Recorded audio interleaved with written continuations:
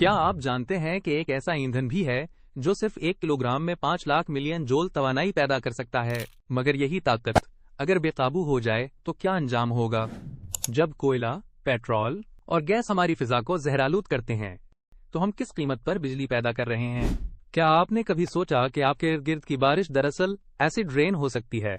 और जब बात हो न्यूक्लियर पावर की तो क्या हम वाकई इतने पुराने रिएक्टर्स पर भरोसा कर सकते हैं?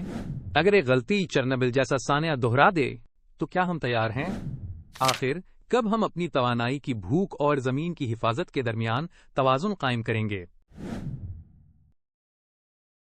दोस्तों, आज हम बात करेंगे नॉन रिन्यूएबल फ्यूल्स के बारे में। सबसे पहले जिक्र करते हैं कोल यानी कोयले का, जो कि एक ऐसा ईंधन है जिसे पावर स्टेशंस में जलाया जाता है ताकि एनर्जी हासिल की जा सके। हम अगर सादा अल्फाज में बात करें तो जब कोयला जलाया जाता है तो उसकी हरारत पानी को गर्म करके उसे स्टीम में तब्दील कर देती है। यही स्टीम फिर टरबाइन से गुजरती है जिसके नतीजे में इलेक्ट्रिसिटी यानी बिजली पैदा होती है। ये बात जहन में रखना जरूरी है कि पाकिस्तान में दस्तयाब ज्यादातर कोल इंफीरियर क्वालिटी का होता है जिसमें हाई ऐश और सल्फर की मिकदार काफी ज्यादा पाई जाती है। अब जब इस किस्म का कोयला जलाया जाता है तो उससे सल्फर डाइऑक्साइड खारिज होता है जो कि एसिड रेन यानी तेजाबी बारिश का सबब बन सकता है। इसी वजह से फ्लू गैस डिसल्फराइजेशन टेक्निक्स का इस्तेमाल इनेविटेबल हो जाता है ताकि माहौल को आलूदगी से बचाया जा सके। अब बात करते हैं पेट्रोलियम की। पेट्रोलियम भी बिल्कुल कोयले की तरह इस्तेमाल होता है। पावर पैदा करने के लिए इसे भी जलाया जाता है, मगर इससे पहले इसे फर्दर प्रोसेसिंग से गुजारना जरूरी होता है ताकि इसमें मौजूद सल्फर को रिमूव किया जा सके। क्योंकि जैसे कोयले में सल्फर होता है वैसे ही पेट्रोलियम में भी ये एलिमेंट पाया जाता है जो नुकसानदेह साबित हो सकता है। कभी ये सोचा है कि ये प्रोसेसिंग स्टेप्स बावजूद इसके कि उनमें चंद इजाफी मराहिल शामिल होते हैं हमें किस तरह साफ और महफूज फ्यूल फराहम करते हैं?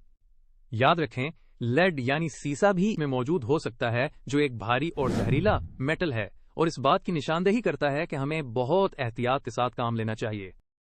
आज हम बात करेंगे गैस की, जो आजकल वही तरीका है जिस तरह ऑयल और कोल को पावर जनरेट करने के लिए इस्तेमाल किया जाता है।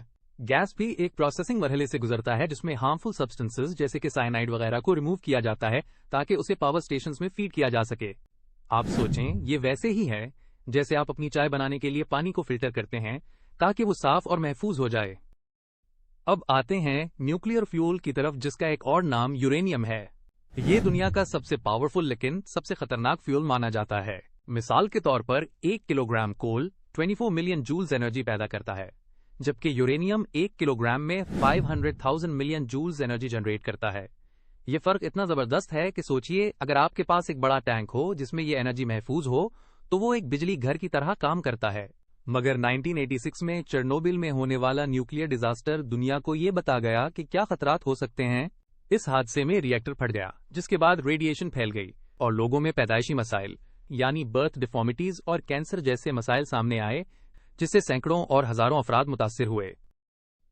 न्यूक्लियर पावर के अमल में रिएक्टर को एक थिक लेड शील्ड के अंदर अच्छी तरह महफूज कर दिया जाता है ताकि रेडिएशन से हिफाजत की जा सके जब फिशन का अमल जारी होता है। फिशन वो अमल है जिसमें यूरेनियम एटम्स ब्रेक डाउन होकर छोटे एटम्स में कन्वर्ट हो जाते हैं और इस अमल के दौरान massive amount of energy release होती है। ये एनर्जी बुनियादी तौर पर हीट की सूरत में होती है और उसे वाटर को हीट करने के लिए इस्तेमाल किया जाता है।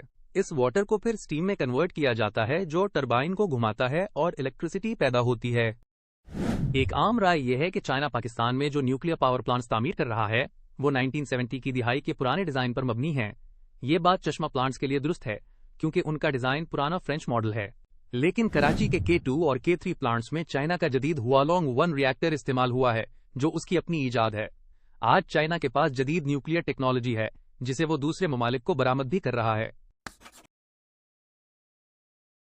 इस मौजू में हमने जिन टॉपिक्स पर बात की उनका खुलासा देखते हैं। हमने नॉन रिन्यूएबल फ्यूल्स यानी वो ईंधन जिन्हें दोबारा हासिल नहीं किया जा सकता के इस्तेमाल और उसके नुकसानात पर बात की है।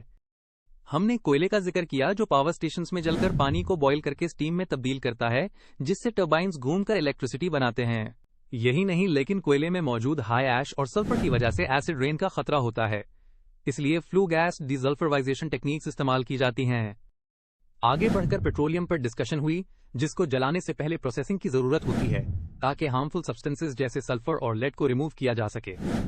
उसके बाद गैस और न्यूक्लियर फ्यूल जैसे यूरेनियम का जिक्र हुआ, जिसमें गैस प्रोसेसिंग से हार्मफुल मटेरियल्स खत्म किए जाते हैं, जबकि न्यूक्लियर एनर्जी बहुत ताकतवर मगर खतरनाक है। न्यूक्लियर रिएक्टर में यूरेनियम के एटम्स ब्रेक डाउन होकर हीट पैदा करते हैं, जो वाटर को स्टीम में तब्दील करके टरबाइन घुमाती है। याद रखें कि न्यूक्लियर डिजास्टर्स जैसे 1986 का चेरनोबिल वाकया हमें इस खतरे से आगाह करता है कि आउटडेटेड डिजाइन्स कितने खतरनाक हो सकते हैं। क्वेश्चन 1, इस वीडियो का मरकजी मौजू क्या है? Option A nuclear fuel, option B renewable fuels, option C non renewable fuels, option D biofuels. Answer option C non renewable fuels. Question 2, कौन सा ईंधन एसिड रेन का सबब बनता है? Option A wood, option B coal, option C natural gas, option D biomass. Answer option B coal. Question 3, कौन सा अमल ईंधन में मौजूद सल्फर को कम करता है? Option A cooling, option B blending, option C processing, option D fission. Answer option D fission.